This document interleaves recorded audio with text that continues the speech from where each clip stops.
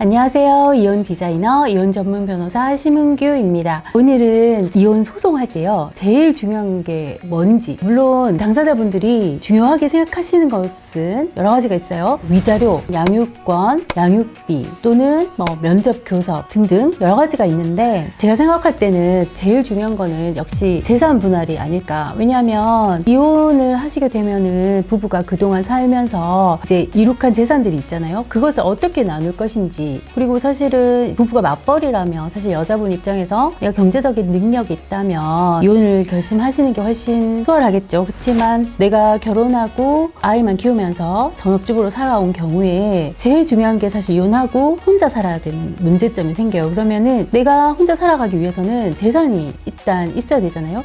그래서 남편의 명의로 된, 내지는 결혼해서 부부가 같이 이렇게 이룬 재산에 대해서 내가 과연 몇 프로를 가져갈 수 있을까? 아니면은 재산을 어떻게 분할을 할까? 저는 이제 이 재산 분할이 제일 중요하다고 생각을 합니다. 그리고 실제로 이혼 소송 과정에서 보면요, 부부가 이 재산을 가지고 재산 때문에 서로 다툼이 길어지는 경우가 상당히 많습니다. 그래서 오늘은요, 재산 분할을 어떻게 하는지 그거에 대해서 한번 얘기를 드려볼까 해요. 자, 그러면은 이제 부부가 이혼을 하게 되잖아요. 원고, 즉 아내가 남편 상대로 이혼 소송 제기를 했어요. 그러면은 우선은 이혼을 하는 데 있어서 재산을 분할할 때 어떤 부분을 고려해서 이 재산 분할을 할까? 저한테 상담을 하러 오시는 분들께서 물어보시는 게, 결혼 생활을 몇 년 이상 해야지 재산 분할을 얼마나 받을 수 있는지, 1년 살아도 받을 수 있어요? 아니면 10년을 살아야 몇 프로 받는다던데, 이런 걸 물어보시는 분들이 되게 많거든요. 근데 실제적으로 봤을 때 소송에서요, 단순히 혼인 기간 가지고 결정이 되는 게 아니고, 물론 혼인 기간도 중요하고요. 그리고 각자가 적극적으로 경제 활동을 얼만큼 했는지, 얼만큼 벌었는지,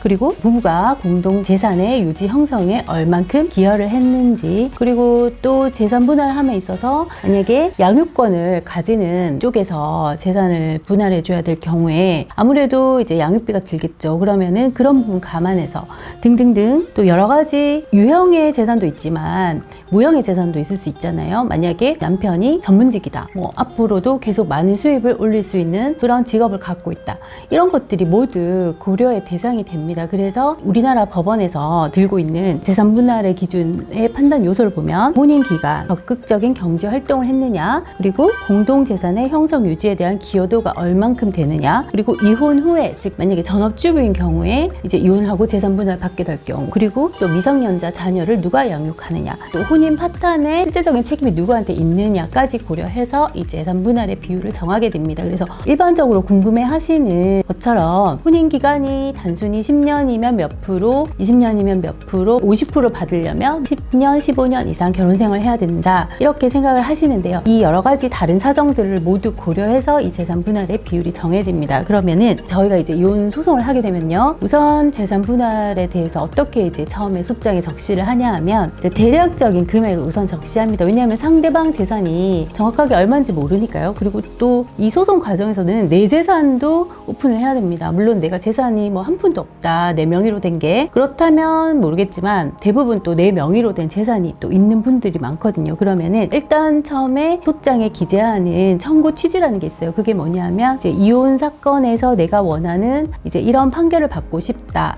이것을 우리가 기재를 하는 건데요. 보통 거기에는 원고와 피고는 이혼한다, 그 다음에 이제 피고 즉 상대방은 원고, 나에게 재산 분할로 우선 금 5천만 원 지급해라. 그리고 보통 우리가 이혼 청구하는 입장에서는 상대방의 규칙 사유로 이제 이혼을 한다, 이렇게 주장하시니까 이제 상대방이 나한테 위자료를 줘야 된다. 그래서 저희가 통상적으로 기재하는 위자료 금액은 3천만 원입니다. 그러면은 상대방, 즉 남편은 나한테 위자료로 얼마 3천만 원 지급하라, 이렇게 이제 기재를 하고요. 또 양육권에 관한 거, 양육자는 원고로 지정한다. 그렇게 되면 상대방이 양육비를 줘야 되겠죠. 우리가 미성년자의 자녀를 소송에서는 사건 본인이라고 합니다. 그러면 피고는 사건 본인이 성년이 될 때까지 매달 얼마씩을 매월 말일에 지급해라, 이렇게 저희가 소장에 기재를 해서 우선 법원에다가 소장 접수를 합니다.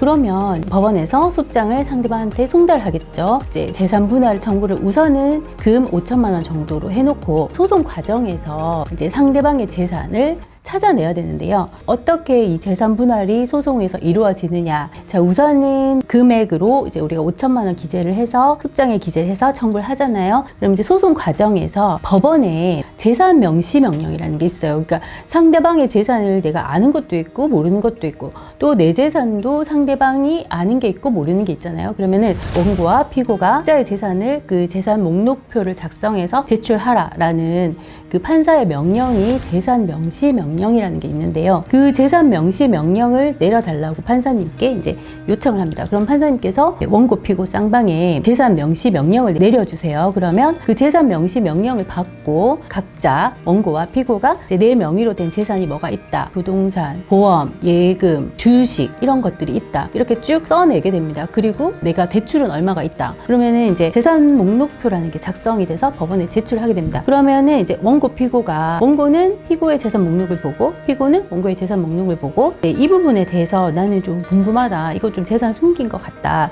그러면은 그 재산 목록표 상에 그 재산에 대해서 향후에 조회를 할 수 있는 방법이 있습니다. 그렇게 해서 이제 재산 목록표가 나오면요. 그걸 가지고 거기서 플러스 재산을 적극 재산이라 하고요. 마이너스 재산, 즉 대출을 소극 재산이라고 합니다. 그러면 원고와 피고의 적극 재산을 다 합친, 예를 들면 원고의 적극 재산이 5천만 원이고 이제 원고의 대출이 2천이다.